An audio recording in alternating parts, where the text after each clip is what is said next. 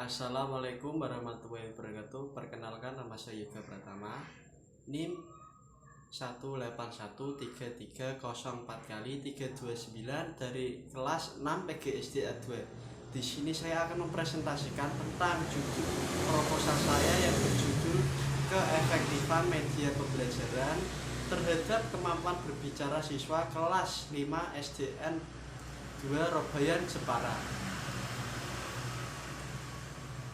Latar belakang pembelajaran merupakan suatu aktivitas yang kompleks dan melibatkan berbagai aspek saling berkaitan dengan yang lainnya. Jika pembelajaran melibatkan lebih dari satu model pembelajaran, mungkin akan menghasilkan kualitas pendidikan yang lebih baik.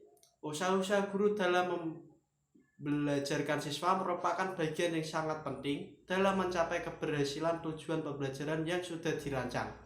Oleh karena itu, pemilihan model strategi pendekatan serta teknik pembelajaran merupakan suatu hal yang utama.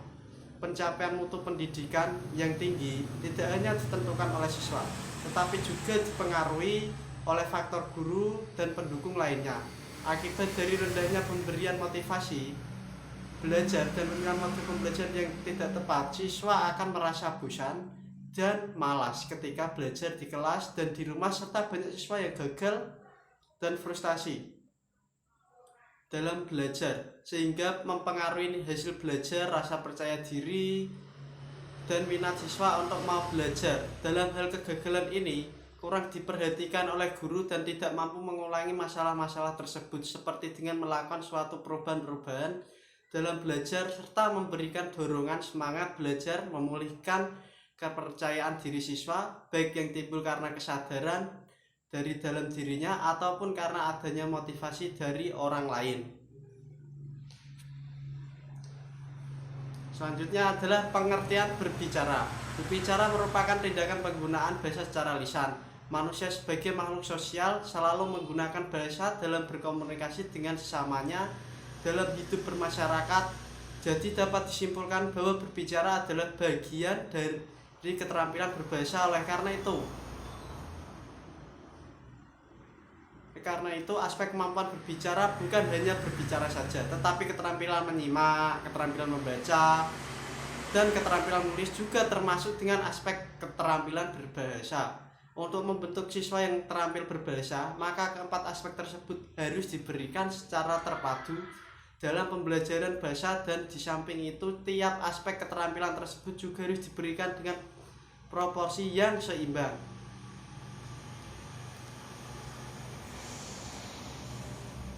Tujuan berbicara.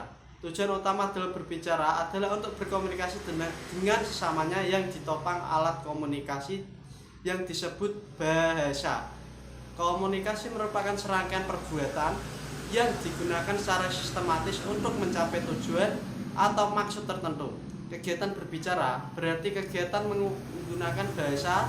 Dalam menggunakan bahasa dipengaruhi oleh beberapa faktor seperti penampilan, cara mengungkapkan perasaan, sikap, dan cara pemecahan masalah. Faktor-faktor tersebut mempengaruhi penggunaan bahasa dalam berbicara, sehingga maksud yang disampaikan melalui bahasa tersebut akan tercapai melalui serangkaian perbuatan yang dilakukan selama berbicara.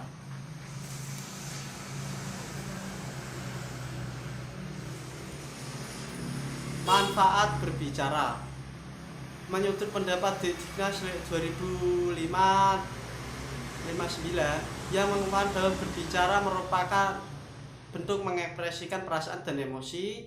3. Memelihara hubungan. 4. Memberi petunjuk. 5. Menyampaikan informasi. 6. Menanyakan sesuatu. 7. Menjelaskan sesuatu. 8. Mengungkapkan imajinasi. 9. Menyampaikan pendapat dalam bermain peran. 10. Menyampaikan ide kreatif. 11. Melakukan percakapan kegiatan bermain peran. Kerangka berpikir. Berbicara merupakan hal yang paling penting dalam berkomunikasi. Dalam berkomunikasi kita harus memperhatikan faktor penunjang keefektifan dalam berbicara, seperti ketepatan ucapan, penempatan tekanan, nasa, sendi, dan durasi yang sesuai, pemilihan kata dan ketepatan sasaran pembicaraan, dan kita harus dapat menerapkan sikap yang tenang dalam berbicara dan berpandang. Kita harus berhadapan langsung dengan lawan bicara dan harus bersedia menghargai pendapat orang lain sehingga kita dapat berbicara dengan efektif. Adapun bagian alur kerangka berpikir pada penelitian ini adalah sebagai berikut. Kerangka berpikir penelitian ini adalah siswa kelas 5 SD Dwarobayan berinteraksi sosial dengan cara menyimak atau membaca. Kemudian dia mengutarakan pendapatnya dengan cara berbicara sesuai kebutuhan akan perasaannya. Desain penelitian. Jenis penelitian yang digunakan dalam penelitian ini yaitu eksperimen. Sugiono 2013 halaman 107 berpendapat dengan demikian penelitian eksperimen dapat diartikan sebagai metode penelitian yang digunakan untuk mencari pengaruh perlakuan tertentu terhadap yang lain dalam kondisi terkendalikan. Dalam penelitian ini menggunakan desain true eksperimental yaitu pretest dan protest only counter group design. Terdapat dua kelompok kontrol. Kelompok eksperimen yaitu pembelajaran yang mendapatkan perlakuan model pembelajaran dan kelompok kontrol mendapatkan perlakuan yang dengan model pembelajaran konvensional. Variabel penelitian. Dalam penelitian ini terdapat dua variabel, yaitu variabel bebas, variabel terkait. Variabel bebasnya dalam penelitian ini adalah model pembelajaran menggunakan lagu Indonesia Pusaka, termasuk variabel bebas.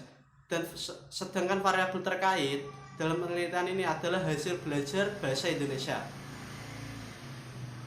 Teknik instrumen pengumpulan data. Dalam penelitian ini digunakan dua teknik dalam pengumpulan data, yaitu metode dokumentasi dan penggunaan tes. 1. Metode dokumentasi. Metode dokumentasi dalam penelitian ini dilakukan penelitian dengan cara meminta data awal nilai hasil belajar siswa pada semester sebelumnya. Yang kedua, penggunaan tes. Ada dua jenis tes dalam penelitian ini, yaitu pretest dan protest. Digunakan untuk mengukur kemampuan awal siswa, sedangkan post-test mengukur kemampuan siswa setelah diberi modul pembelajaran ini. Instrumen penilaian dalam penelitian ini adalah menggunakan bentuk tes. Tes yang digunakan adalah ulangan harian yang berupa soal-soal pilihan ganda. Kesimpulan, berbicara merupakan tindakan penggunaan bahasa secara lisan. Manusia sebagai makhluk sosial selalu menggunakan bahasa dalam berkomunikasi dengan sesamanya dalam hidup masyarakat. Jadi dapat disimpulkan bahwa berbicara adalah bagian dari keterampilan berbahasa. Oleh karena itu, kemampuan berbicara harus diberikan kepada siswa agar siswa memiliki kemampuan berbicara. Aspek kemampuan berbicara bukan hanya berbicara saja, tetapi keterampilan menyimak, keterampilan membaca, dan keterampilan menulis juga termasuk dalam aspek keterampilan berbahasa melalui rangkaian nada, tekanan, dan penempatan persendian.